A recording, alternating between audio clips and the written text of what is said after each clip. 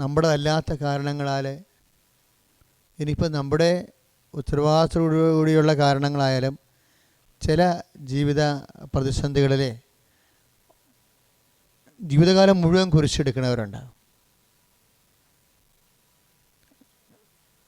അവർ എത്ര പ്രാർത്ഥന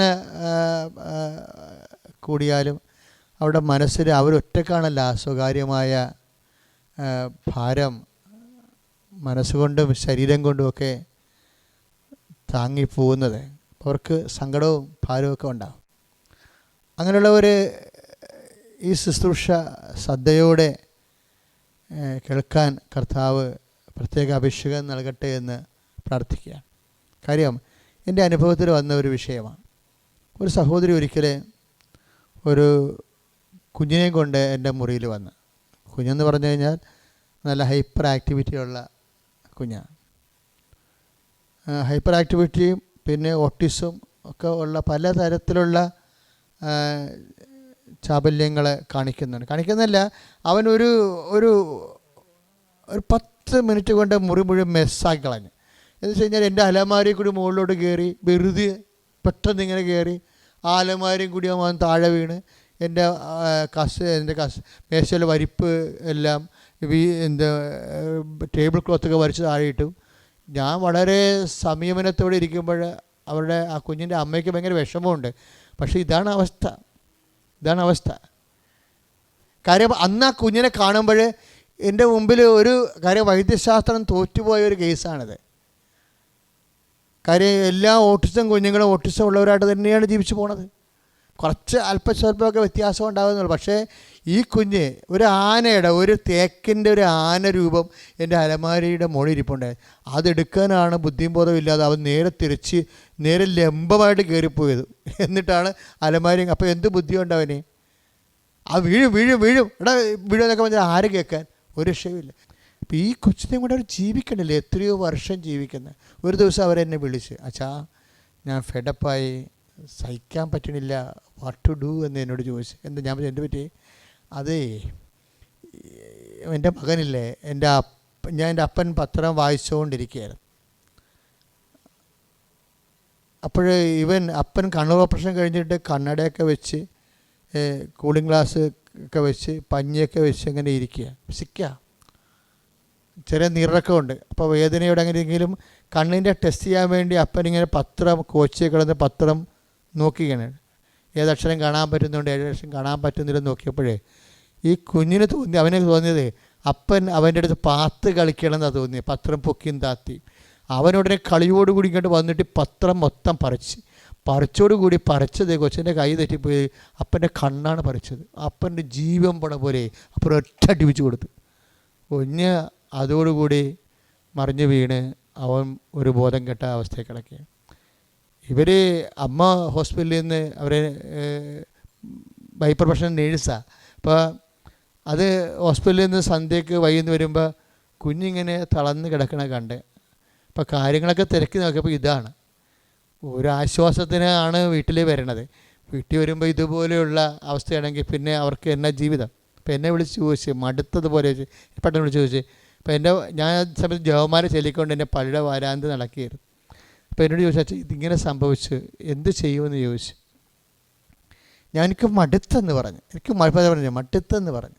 അപ്പോൾ നമുക്ക് ഇതുപോലെ മടുക്കുമ്പോൾ നമുക്ക് തോന്നുന്നു ശരിക്കും ജീവിതത്തിൽ ഇതുപോലെ പലരും മടുക്കുന്നവരുണ്ടാവും. അപ്പോൾ എനിക്കൊരു മറുപടിയില്ല. പക്ഷേ നമുക്കറിയാമല്ലോ, ഈശോയാണ് എല്ലാത്തിനും മറുപടി. അതെനിക്ക് കഴിഞ്ഞ 32 കൊല്ലമായിട്ട് അറിയാം. കാര്യം 10-21 ലക്ഷം മനുഷ്യരെ കൗൺസിൽ ചെയ്യുമ്പോൾ ഓരോ മനുഷ്യ ജീവിതത്തിലുണ്ടാകുന്നതിലൂടെ ചിലരോട് ഈശോ വളരെ ഇൻറ്റിമേറ്റായിട്ട് സംസാരിക്കുന്നത് നമുക്ക് കണ്ടിട്ടുണ്ട്. ഞാൻ പറഞ്ഞു, മോളെ 1 മിനിറ്റ് നീ ഒരു വിശ്വാസപ്രമാണം ചെല്ലാൻ പറഞ്ഞു. 1 മിനിറ്റ് ഒരു വിശ്വാസപ്രമാണം ചെല്ലാൻ പറഞ്ഞു. ഉടനെ അവളൊരു വിശ്വാസപ്രമാണം ചെല്ലി. അപ്പോൾ എന്നോട് ചോദിച്ചു, ചെല്ലിക്കഴിഞ്ഞാൽ അച്ഛാ എന്ന് പറഞ്ഞു. നമ്മളെ ഡൊമസ്റ്റിക് ഡോർ എന്ന് ഈശോ പറയണം. സത്യം പറഞ്ഞാൽ എനിക്കറിയാൻ പറ്റില്ല ഡൊമസ്റ്റിക് ഡോർ എന്താണെന്ന്. അപ്പോൾ അവളെന്നോട് ചോദിച്ചു, അച്ഛാ എന്നാ ഡൊമസ്റ്റിക് ഡോർ? ഞാൻ പറഞ്ഞു, എനിക്കറിയത്തില്ല. കർത്താവിൻ്റെ ഒരു സന്ദേശം ഹൃദയത്തിൽ പൊന്തി വന്ന ഡൊമസ്റ്റിക് ഡോർ. അപ്പോൾ അങ്ങനെ ഒരു വാക്കില്ല ശരിക്കും പറഞ്ഞാൽ. ഡൊമസ്റ്റിക് ഉണ്ട്, ഡോറുണ്ട്. ഇതിങ്ങനെ അസംബിൾ ചെയ്ത് ഒരുമിച്ച് വരികയാണ് മെസ്സേജ്. അപ്പോൾ ഞാനിങ്ങനെ ആലോചിച്ചപ്പോഴേ ഞാൻ പറഞ്ഞ മോളെ, ഇത് ഒരു വീടിൻ്റെ ഡൊമസ്റ്റിക് പ്രൈവറ്റ് ഡോറാണ്, പബ്ലിക് ഡോറല്ല ഇത്. അപ്പോൾ എനിക്കൊരു പെട്ടെന്ന് എനിക്ക് സ്പാർക്ക് ചെയ്ത്, അതായത് പരിശുദ്ധാത്മാവിൻ്റെ സ്പാർക്കിങ്ങിൻ്റെ രീതികളതാണ്. ഒരു മെസ്സേജ് ഒരാളെ കൺവേ ചെയ്യണമെങ്കിൽ പരിശുദ്ധാത്മാവ് നമുക്കറിയാവുന്ന മീഡിയം ഉപയോഗിക്കും. ആ വിഷയം എനിക്ക് നേരത്തെ നന്നായിട്ട് കുറേ അനുഭവങ്ങളുള്ളതുകൊണ്ട് ഇത് വന്നപ്പോഴത്തന്നെ എനിക്ക് ഏറെക്കുറെ ആംഗിൾ പിടി കിട്ടി. ഡൊമസ്റ്റിക്, പ്രൈവറ്റാണ്, ശരിക്കും പറഞ്ഞാൽ വളരെ പ്രൈവറ്റാണ്, പ്രൈവറ്റ് ഡോർ. അപ്പോൾ പബ്ലിക് ഡോറുണ്ട് വീടിന് ഫ്രണ്ട് വശം, അവിടെ കൂടിയാണ് പിരിവുകാരും പിന്നെ മറ്റു തരത്തിലുള്ള പൊതുപ്രവർത്തകരൊക്കെ വരുന്നത്. ഡൊമസ്റ്റിക് ഡോർ എന്ന് പറഞ്ഞാൽ എന്താണ്? മക്കൾ മാത്രം അപ്പൻ്റെ മുറിയിലോട്ട് പ്രവേശിക്കുന്ന റോഡാണ്, അല്ലെങ്കിൽ തെക്കേ മുറി ഒരു പ്രാർത്ഥനാ മുറിയിലോട്ട് പ്രവേശിക്കുന്ന റോഡ്, അത് എൻ്റെ വാതിലാണ്. അതാണ് ഡൊമസ്റ്റിക്. അപ്പോൾ എനിക്ക് മനസ്സിലായപ്പോൾ അപ്പോൾ ഞങ്ങൾ ഒരുമിച്ച് ശ്രദ്ധിച്ചാണ് ഈ വചനം ഈ ഫോണിലൂടെ സംസാരിച്ചുകൊണ്ടിരിക്കുമ്പോൾ സമയത്ത് ഞാൻ പറഞ്ഞു, മോളെ ഇവനൊരു ഡൊമസ്റ്റിക് ഡോറാണെന്നാണ് ഈശോ പറയണത്. എന്ന് വെച്ചാൽ നിനക്ക് പൊതുജനങ്ങൾക്ക് വീട്ടിൽ വരാനാ പ്രധാന മുറി വരണമെങ്കിൽ അപ്പോയിൻമെൻറ്റ് മേടിക്കണം, കോളിംഗ് ബെല്ല് അടിക്കണം, സമയം എടുക്കണം, കുറേ സാങ്കേതിക പ്രയാസങ്ങളാണ്. പക്ഷേ അപ്പന് തെക്കേ മുറി പ്രാർത്ഥനാ മുറിയിരിക്കുന്ന അപ്പന് അല്ലെങ്കിൽ പ്രധാന മുറിക്കുന്ന അപ്പൻ്റെ അടുത്തേക്ക് മകൾക്ക് വരുന്നതിന് വേണ്ടി ഫ്രണ്ട് ഡോറെ കൂടി വരേണ്ട കാര്യമില്ല. അതിന് സ്വകാര്യമായ വീട്ടുവാതിലുണ്ട്, വീട്ടുവാതിൽ, ഡൊമസ്റ്റിക് ഡോർ. അപ്പോൾ വീട്ടിലോട് പറഞ്ഞാൽ അവർക്ക് ഏത് സമയത്തും വരാം.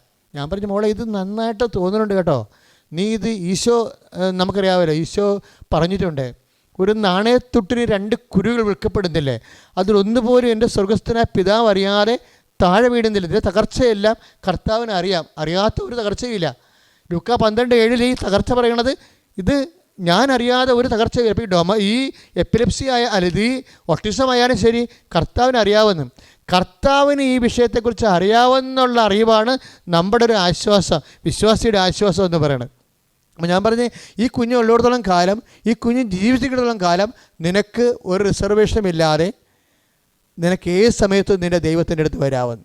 എനിക്കാണെങ്കിൽ ഇത് കേട്ടപ്പോൾ വല്ലാതെ തോന്നി. എന്ന് വെച്ചാൽ ഇതൊരു വലിയൊരു സംഭവമാണല്ലോ. അതായത് ദൈവത്തിൻ്റെ ഒരു പ്രോജക്റ്റ് നമ്മൾ ചെയ്തുകൊണ്ടിരിക്കുകയാണ്. അപ്പോൾ ദൈവം ഏൽപ്പിച്ച ഒരു ജോലി നമ്മൾ ചെയ്തുകൊണ്ടിരിക്കുമ്പോൾ അതിൻ്റെ കൺസെൻട്രേഷന് വേണ്ടി പ്രാർത്ഥനയിൽ അല്ലാതെയും അതിനുണ്ടാകുന്ന പ്രയാസങ്ങൾ, പ്രതിസന്ധികളൊക്കെ ഡിസ്കസ് ചെയ്യാൻ വേണ്ടി നമുക്ക് എപ്പോഴും ദൈവത്തിൻ്റെ അടുത്ത് വരേണ്ടി വരും. കാര്യം കുരിശെടുക്കുന്ന ആൾക്കാർ എപ്പോഴും പിതാവുമായിട്ട് എപ്പോഴും ഓൺലൈൻ. അതാണ് ഈശോ നമ്മളെ പഠിപ്പിച്ചത്. പിതാവ് ഏൽപ്പിച്ച കുരിശെടുക്കുന്നവർ എപ്പോഴും പിതാവുമായിട്ട് ഓൺലൈനാണ്. അതുകൊണ്ടാണ് ഈശോ പറഞ്ഞത് ആ കാര്യത്തിൽ മടുക്കരുതെന്ന് പറയും. അതുകൊണ്ടാണ് ലൂക്കാ 18:1 പറയുന്നത്, മടുപ്പ് കൂടാതെ പ്രാർത്ഥിക്കണം. കാര്യം കുരിശിൻ്റെ വിഷയം വെച്ചാണ് നീ, ജീവിതത്തിൻ്റെ ഭാരം വെച്ചാണ് നീ ദൈവത്തോട് പ്രാർത്ഥിക്കുന്നത്. അപ്പോൾ കുരിശ് വിഷയമായത് കാരണം പലപ്പോഴും നിനക്ക് മടുക്കാൻ സാധ്യതയുണ്ട്. അത് മടുപ്പ് കൂടാതെ നീ പ്രാർത്ഥിക്കണം. രാവും പകലും പ്രാർത്ഥിച്ചാൽ തീർച്ചയായിട്ടും അപ്പൻ എപ്പോഴാണെങ്കിലും നിൻ്റെ പ്രാർത്ഥനയ്ക്ക് ഉത്തരം തന്നിരിക്കും. പക്ഷേ അതല്ല, അതിനേക്കാൾ വലിയൊരു കാര്യം ഉത്തരം തരണമല്ല. കാര്യം ഉത്തരം തന്നു എന്ന് പറഞ്ഞാൽ സത്യമാണ്. ഇന്ന് ആ കുഞ്ഞിൻ്റെ മുറി വരുമ്പോൾ ഞാൻ ഓർക്കും, അവരെന്ത് സ്മാർട്ടായിട്ട് പഠിക്കുന്നു. ഞാൻ ഒരിക്കലും കണ്ടിട്ടില്ല ഒരു ഓട്ടിസം ബാധിച്ച കുഞ്ഞ് ഇത്രയും റിക്കവർ ചെയ്തിട്ട് നന്നായി പഠിക്കുകയും അവൻ്റെ കപ്പാസിറ്റി നോക്കുമ്പോൾ. അപ്പോൾ ദൈവത്തിന് ഒരു സെക്കൻഡ് മതി നിൻ്റെ ജീവിതം മാറ്റാൻ. ദൈവത്തിനെ ഇതുപോലെ പല പല കുരിശുകൾ എടുക്കുന്ന മക്കളെ അതെല്ലാം കർത്താവിൻ്റെ നാമത്തിൽ വിശ്വാസത്തോടെയും സ്നേഹത്തോടെയും എടുക്കാൻ വേണ്ടി, എല്ലാ നാമത്തിലും കർത്താവിനോട് വിശ്വാസത്തോടെയും സ്നേഹത്തോടെയും എടുക്കാൻ വേണ്ടി, ആ സ്നേഹത്തോടെ എടുത്തുകൊണ്ടെല്ലാം കൃപയാക്കി മാറ്റാൻ വേണ്ടി, കൃപ ദൈവത്തിൻ്റെ ശക്തിയായി ദൈവം തന്നെയായി നമ്മളുള്ളിൽ വസിച്ചുകൊണ്ട് ദൈവത്തിൻ്റെ സ്നേഹത്തിൻ്റെ സാക്ഷികളായി ജീവിക്കാൻ വേണ്ടി, ഇഹത്തിലും പരത്തിലും നിത്യതയിലും ദൈവമഹത്വം കരയേറ്റാൻ വേണ്ടി, മഹത്വത്തോട് ജീവിക്കാൻ വേണ്ടി ദൈവത്തിൻ്റെ സ്നേഹമായ സഹനങ്ങളെ തിരിച്ചറിയാൻ ദൈവം നമ്മളെ സഹായിക്കട്ടെ. യേശുവേ സ്തോത്രം, യേശുവേ നന്ദി, യേശുവേ ആരാധന. Hallelujah, hallelujah, hallelujah. യേശുവേ സ്തോത്രം, യേശുവേ സ്തോത്രം, യേശുവേ സ്തോത്രം, യേശുവേ സ്തോത്രം. യേശുവേ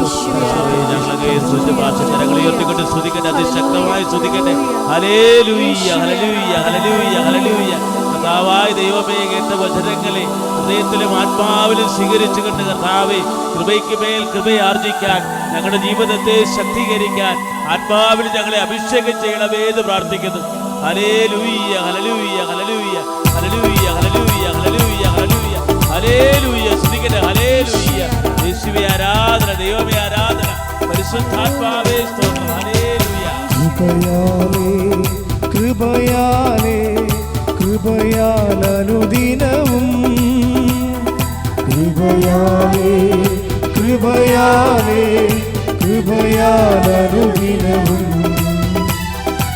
കൃപയാലേ കൃപയാലേ കൃപയാൽ അനുദിനവും കൃപയാലേ കൃപയാലേ കൃപയാൽ അനുദിനവും ബലഹീനതയിൽ ബലമേകി ബലവാനായോ നടത്തിടുന്നു ബലഹീനതയിൽ ബലമേകി ബലവാനായോ നടത്തിടുന്നു കൃപയാലേ കൃപയാലേ കൃപയാൽ അനുദിനവും കൃപയാലേ കൃപയാലേ കൃപയാൽ അനുദിനവും യേശുവേ നന്ദി ഹല്ലേലൂയ